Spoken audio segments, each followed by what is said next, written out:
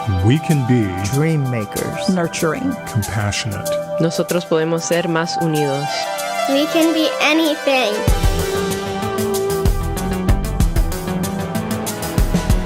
I'm Grant Oliphant. This is We Can Be.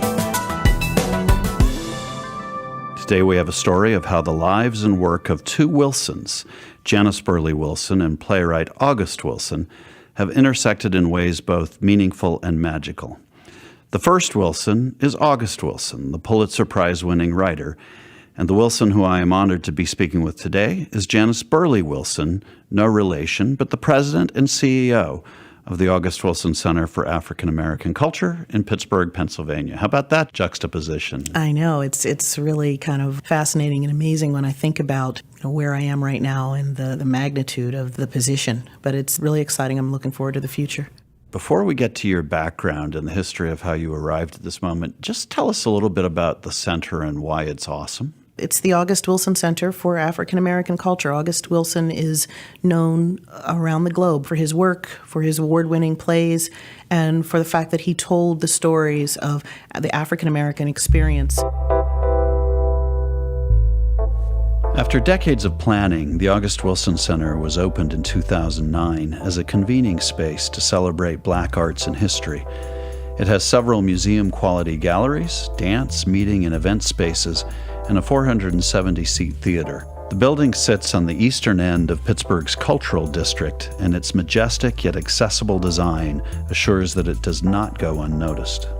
The building is an architectural masterpiece that was designed by Allison Williams, who's an African-American architect. It's a building that you can't miss. The modern design represents a sailing vessel, and within the building, the theater is the shape of a drum. There are a lot of architectural points that reference people of Africa and their experience. And it's really amazing to see all of the different kinds of people that are coming through the doors. That building lends itself to so many different types of experiences and generates a lot of conversation about August Wilson, about his significance here in Pittsburgh and also around the world. So it's a very exciting time for the center, and I'm honored to be in the role of president and CEO. You grew up in this community. What was it like to grow up here? I'm a suburban girl, but my family, I come from a very large Pittsburgh family, and we come from all over Pittsburgh. Garfield, Homewood, Penn Hills, the Hill District. My grandfather owned a barber shop. I had a grandfather who had a dentist office. One uncle owned a garage. My mother and a number of my relatives were school teachers, educators in the Pittsburgh public schools. Everything from nuclear engineers to people that did days work. So we kind of were all over the city. So when I'm reading these August Wilson plays, a lot of the places, the locations, the stories, they resonate with me as they do with so many people. And just telling our stories, telling our family stories, stories that you've heard in your own families, you see those popping out, jumping out of the pages. You see your parents in the characters, your grandparents, aunts and uncles in those characters of an August Wilson play. Were you exposed to his plays as a child growing up? In school, I was not. My mother was a school teacher. She actually taught for 30 years in the Hill District at Miller School, which is now Miller Centered African Academy. So she reinforced the importance of reading and literature and introduced us to August Wilson. August Wilson, at the time he was alive, was maybe not as celebrated by his community as he is today. And even today, maybe not as understood locally for his international prominence as he should be. Is there a favorite play of his? I mean, is there one that speaks especially to you? I love Gem of the Ocean. As a city, it's made of bones, pearly white bones. All the buildings, everything made of bones. I seen it. I've been there, Mr. Citizen. My mother lived there. I got an aunt and 3 uncles live down there in that city made of bones. You want to go there, Mr. Citizen? I could take you there if you want to go. That is the center of the world. In time, it will all come to light. The people made a kingdom out of nothing. They were the people that didn't make it across the ocean. That was Felicia Rashad, who played Aunt Esther in Gem of the Ocean, August Wilson's first installment of his decade-by-decade 10-play chronicle, The Pittsburgh Cycle. Gem of the Ocean finds Aunt Esther guiding a house guest on a soaring lyrical journey of spiritual awakening. All of his plays deal with our history, but I think that it's dealt with in such a way that is so regal. I think that kind of speaks to the responsibility to speak up and to fight for what is right in your community. You're not always necessarily ready to take on the responsibility, and that kind of spoke to me in that play. In that play. Yeah. You come to the role that you have now out of an arts background. You're an artist yourself. You have had a long tenure in Pittsburgh in a fairly prominent role in a large cultural organization called the Pittsburgh Cultural Trust. Was that penchant for the arts something you grew up with? Was this something you were born with? How do you think you ended up being interested in art and writing and literature? I come from a family that's very involved in arts and music. My father is a very enthusiastic music lover and always heard music growing up from a very young age, where we would listen with him, read the liner notes, study those album covers that are like storybooks. You look at the pictures on the covers, you read the liner notes, and you kind of create your own stories as you're listening to the music. And exposure to new ideas. I remember going to sleep every night listening to WDUQ, the jazz station at the time, with Tony Mowat, who was the radio host. In the process, they helped define and redefine the jazz canon. Billy Strayhorn is our encore. Hearing that music kind of coming through the wall, because the speakers in the living room were right up against the wall, and I would hear that music and hear his voice talking about the artist. That's how I went to sleep every night. So I come from a background very rich in music and an appreciation for the arts. I feel very fortunate to have had the time that I had at the Pittsburgh Cultural Trust to explore those interests and create scenarios where people could come together to enjoy art, music, theater, and dance. I consider it to be truly a gift to have had that time and those opportunities to share the love and appreciation of art and music. The Pittsburgh Cultural Trust is responsible for curating the Pittsburgh Cultural District and encompasses a wide range of arts, but they would mostly be thought of as fairly traditional art forms and fairly Eurocentric. Did you, as an African-American woman working inside an organization like that, feel a special burden to express any particular type of culture? I wouldn't say it was a burden, but I do feel that it was my responsibility as the only senior level person of color for many, many years. I was given an opportunity to present local artists from the region, or to bring in artists that were of an extremely high caliber that were African American or people that were other than the mainstream population that you'd find here in Pittsburgh, creating programs like the Jazz Festival. The purpose of that festival is to bring people from all around the world, art and music from around the world, for this audience to experience. And you and I both know that Pittsburgh is a very segregated community. But when you look out into the audience at the Pittsburgh International Jazz Festival, it's extremely diverse in race, in age, and I find with jazz, one of the reasons I love this music is because it's very democratic. The people that are on stage that are performing together are very diverse in race, in age, and there's a deep respect for elders, for experience, for history. And I think that that's something in this community that we definitely need. Can you think of an example where the importance of doing that came home? Actually, I have those kinds of experiences all the time. It's really what gets me up in the morning. And I can give you an example. I presented a group called El Gran Combo as a part of the Jazz Festival a few years back. One of my dear friends, who is also very active in the Hispanic Chamber of Commerce, told me that this group is like the Beatles in Puerto Rico. Okay, so this is a group that was celebrating their 50th anniversary performing together, and we brought them to Pittsburgh to do a free performance.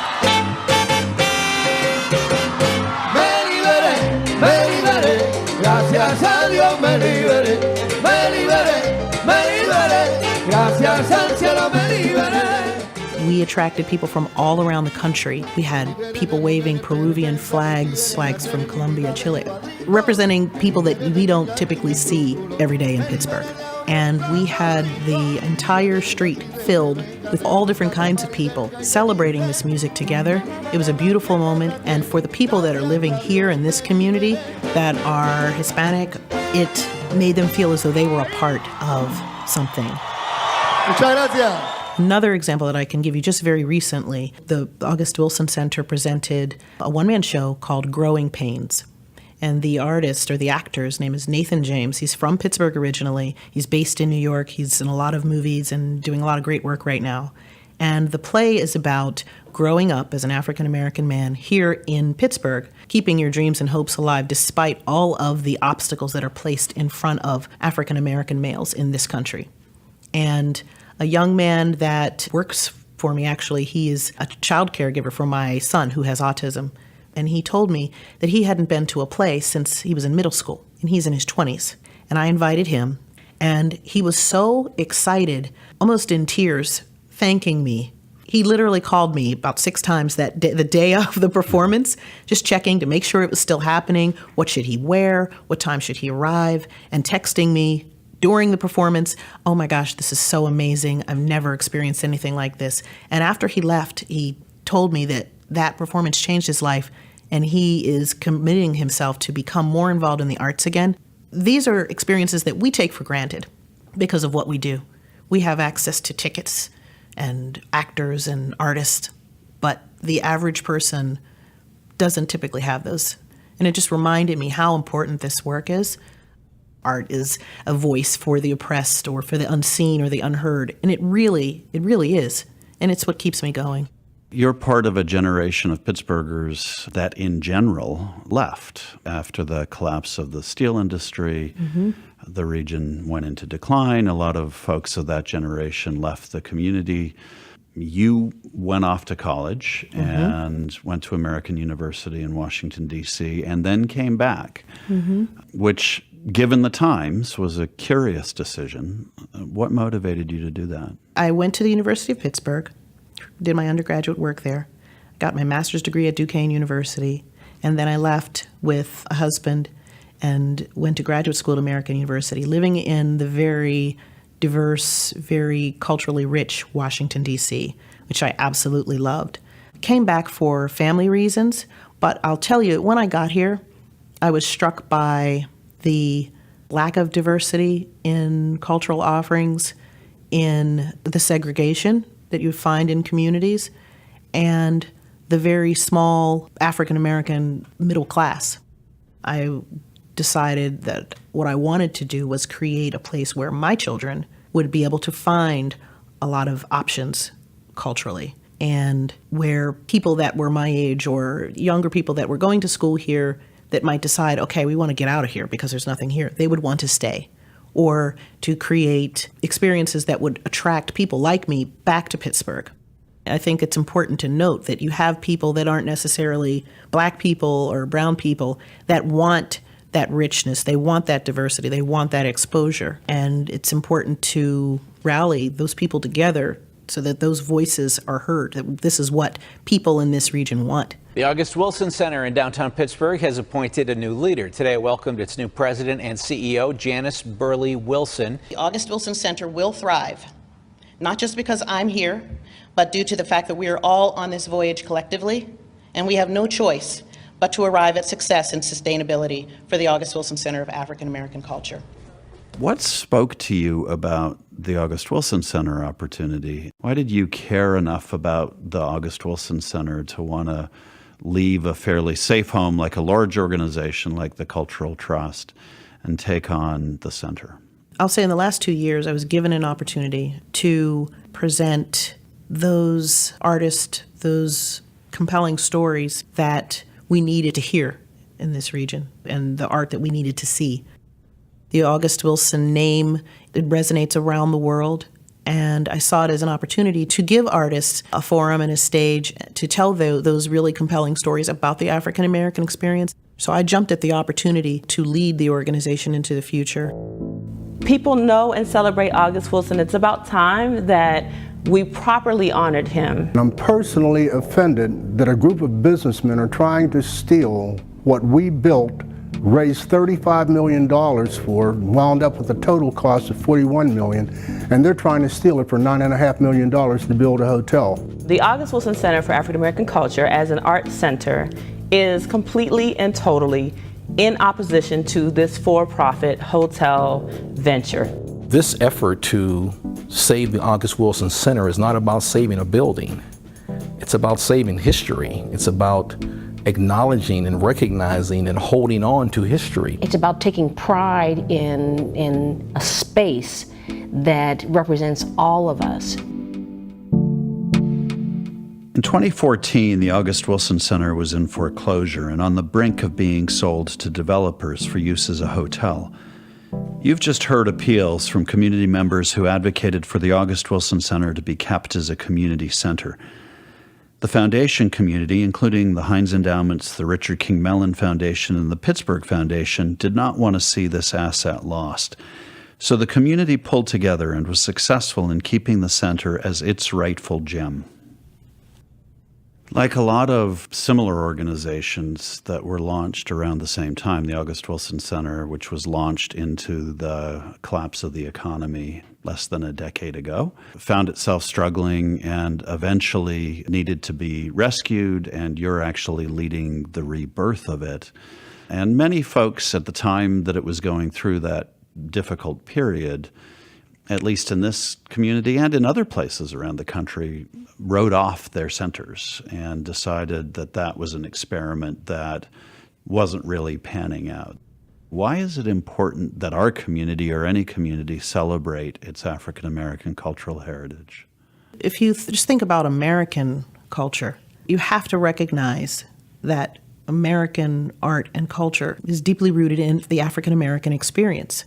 Music, theater, visual art, all of it. And I think that people need places to learn that, to understand that. When there's greater understanding between people of different backgrounds, you can do so much more together. We have people that come in for performances and they leave with a deeper understanding and appreciation for people that are different from them. And I see the August Wilson Center as a home for that. I think that it's extremely important, especially in this political climate, that we find places for people to come together in a safe place where you can ask those questions that you might not be able to ask somewhere else, where you're going to find people that are open and interested in sharing their experience. My name is Dakota Coleman. My name is William Johnson. Dynasty Lewis, and I go to PCA, Pittsburgh Classical Academy.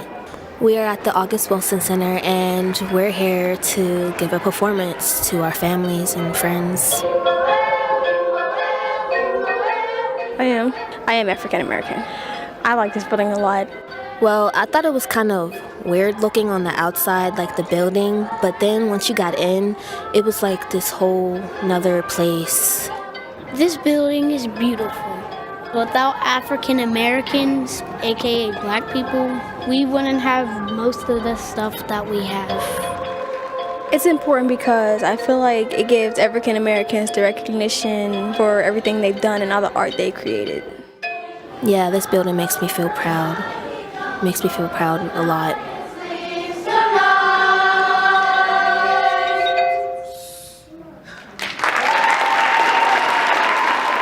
Such an important notion, the role of art in helping us see each other and understand each other.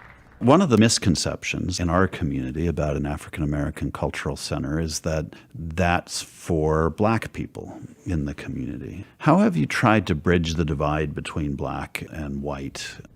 I find that our audiences are extremely diverse, especially for the jazz audiences, and they feel welcome when they come into the center. It's very clear that the art is of the African American experience, telling those stories for African Americans that don't have a voice. We have worked very hard to make sure that all people feel welcome. You have national and international aspirations for the center. You think that it can be not just a voice here in one community, but a voice for that understanding and learning globally. How can a center in Pittsburgh, Pennsylvania accomplish something like that? Well, think about the name of the building. August Wilson's work is recognized around the world.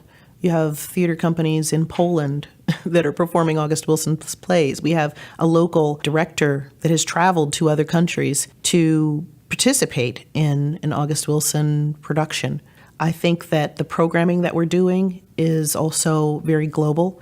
The visual arts that we're presenting, we are bringing world-renowned artists to the August Wilson Center, which means that we're being recognized for the quality. We just recently had a review of the Jazz Festival this past June in an Italian publication. So we have, I can't read it, but but we have, it was a good review, I know that. Yeah. When there is a lot of negativity, a lot of racial division, a highly charged political atmosphere, and race is repeatedly used as a fault line to divide people at the moment. How is it to lead an entity that is focused on African American culture at a moment like this? It's liberating for me to be able to celebrate my own culture unapologetically and loud, and to have the resources to bring the greatest voices of our time to the August Wilson Center.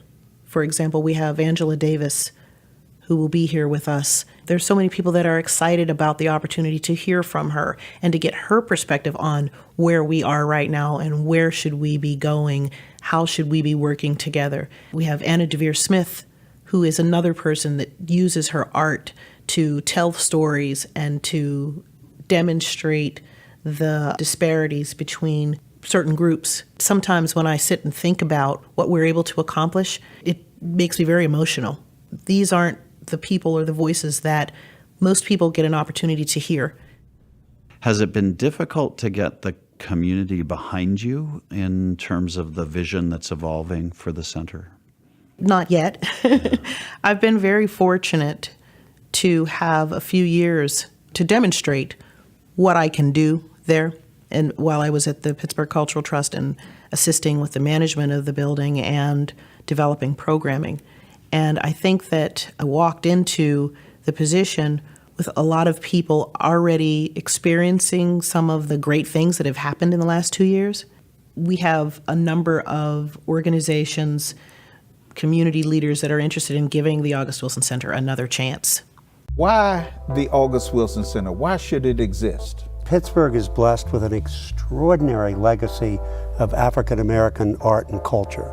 It's an opportunity for us to reflect back on history and use it as a lesson to help chart our path forward. It is so vital and so important to how we think and feel about ourselves and how we think and feel about our community. My plan is to take that goodwill and that second or third chance, however many chances it is at this point, and to make the community proud of what the August Wilson Center is and to believe in what it can be and prove to the local community that it really resonates globally. I was going to ask you if you have sort of a ferocious wish for the center, and it sounds like you've just stated it, actually. We're working very closely with Constanza Romero Wilson, August Wilson's widow, on our website and on some of the materials that you'll find in the August Wilson Center moving forward. My goal is to make sure that this is a place that is authentic to his legacy and spirit, and to make sure that people around the globe understand that this is the place that really celebrates and illuminates his work, and is a place where new work is being created at that standard of excellence. Janis, thank you. This has been a fabulous discussion and a great opportunity. You clearly are fired up about the center being a real center of understanding and learning. You're well on your way to doing that, so thank you for devoting yourself to the work. We're lucky to have you. We've recently witnessed how quickly progress in the realm of race can erode, making the celebration and understanding of African American culture even more important than ever. The August Wilson Center is a meeting ground not just for African American culture, but for American culture, and in a very real sense, for America's soul.